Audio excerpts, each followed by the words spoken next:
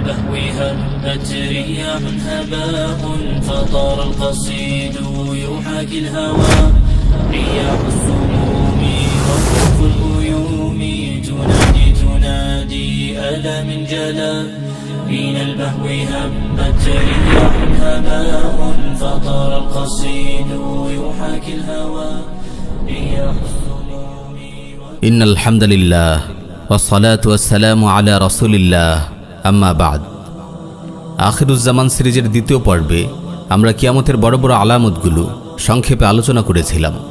সেখানে আমরা কিয়ামতের উল্লেখযোগ্য 10টি বড় আলামত সম্বলিত একটি হাদিস উল্লেখ করেছিলাম। হাদিসটি এখানে আমরা আবারও স্মরণ করিয়ে দিতে চাই। সাহিহ মুসলিমে এসেছে, সাইয়্যিদুনা হুযায়ফা বিন আসিদ আল গিফারি রাদিয়াল্লাহু আনহু বলেন, একবার আমরা আলোচনা করছিলাম, রাসূল সাল্লাল্লাহু আলাইহি ওয়াসাল্লাম আমাদের আওয়াজ শুনলেন। তিনি জানতে চাইলেন, মা তাযাকারুন, তোমরা কি নিয়ে আলোচনা করছো? সবাই বলল, আমরা কিয়ামতের আলোচনা করছিলাম। তখন তিনি বললেন, ইন্নাহা লান তাকুমা হাত্তা তারাউনা ক্বাবলাহা 10 আয়াতিন, কিয়ামত সংঘটিত হবে না যতক্ষণ না এর পূর্বে 10টি আলামত প্রকাশ পায়। এই বলে তিনি একে একে 10টি আলামত উল্লেখ করলেন।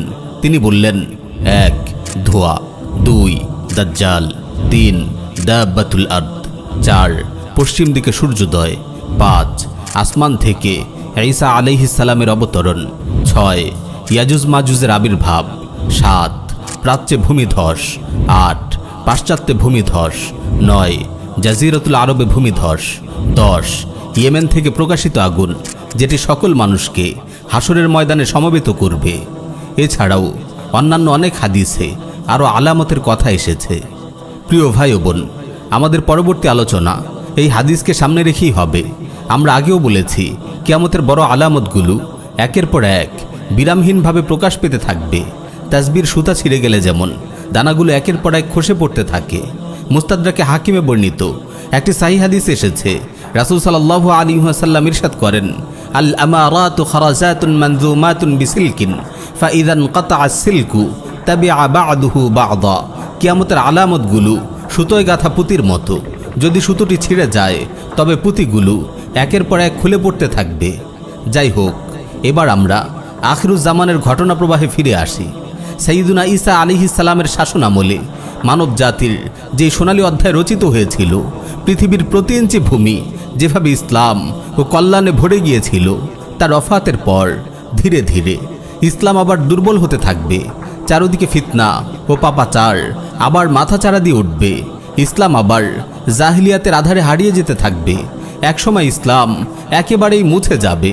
সুনান ইবনে মাজাহ ও মুস্তাদরাকে হাকিমে এসেছে, রাসূল সাল্লাল্লাহু আলাইহি ওয়াসাল্লাম ইরশাদ করেন, ইয়াদরুসুল ইসলামু কামা ইয়াদরুসু ওয়াশুস সাউব হাত্তা লা ইউদরা মা সিয়ামুন ওয়ালা সালাতুন ওয়ালা নুসুকুন ওয়ালা সাদাকাহ ওয়ালা ইউসরা আলা কিতাবিল্লাহি আযজা ওয়া জাল্লা ফি লাইলা ফালা ইয়াবকা ফিল আরদি মিনহু আয়া ওয়া তাবকা তাওয়াইফুম মিনান নাস আশ-শাইখুল কাবীর ওয়াল আজুজ ইয়াকুলুনা আদরাকনা আবাআনা আলা হাযিহিল কালিমা লা ইলাহা ইল্লাল্লাহ ফানাহনু নাকুলুহা।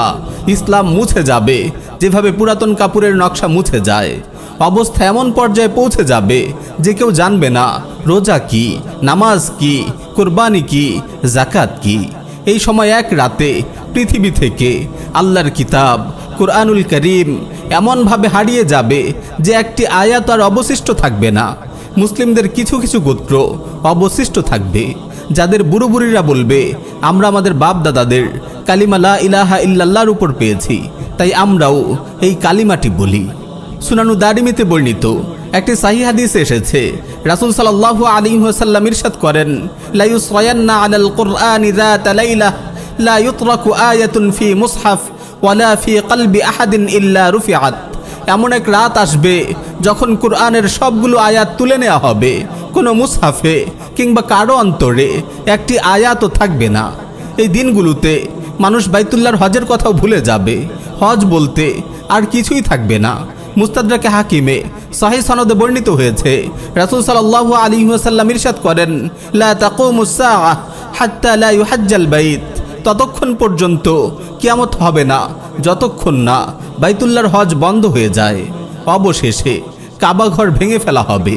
সাহিহ বুখারীতে এসেছে, রাসূল সাল্লাল্লাহু আলাইহি ওয়াসাল্লাম ইরশাদ করেন, ইউখাররিবুল কাবা যু সুয়াইকাতাইনি মিনাল হাবশা, হাবশার অধিবাসী জনৈক ব্যক্তি কাবাঘর ধ্বংস করবে, তার উভয় পায়ের নলা হবে সরু ও হালকা। সাহিহ বুখারীতে বর্ণিত অপর হাদিসে এসেছে, কাআন্নাবি আসওয়াদা আফহাজ ইয়াকলাউহা হাজারান হাজারা, সরু নলার সেই কালো লোকটিকে যেন আমি চোখের সামনে দেখতে পাচ্ছি, সে কাবা ঘরের প্রতিটি পাথর খুলে ফেলবে। এই সময়গুলোতে কিয়ামতের বড় বড় আলামতগুলো একের পর এক প্রকাশিত হতে থাকবে, যেমন ধোঁয়া, ভূমিধস ইত্যাদি। সহিহ হাদিসের আলোকে এগুলোর আলোচনা আমরা কিয়ামতের বড় আলামত শিরোনামে সিরিজের দ্বিতীয় পর্বে করে এসেছি। প্রিয় ভাই ও বোন, আজ এতটুকুই। আগামী পর্বে আমরা আখিরুজ্জামান সিরিজের ইতি টানব ইনশাআল্লাহ।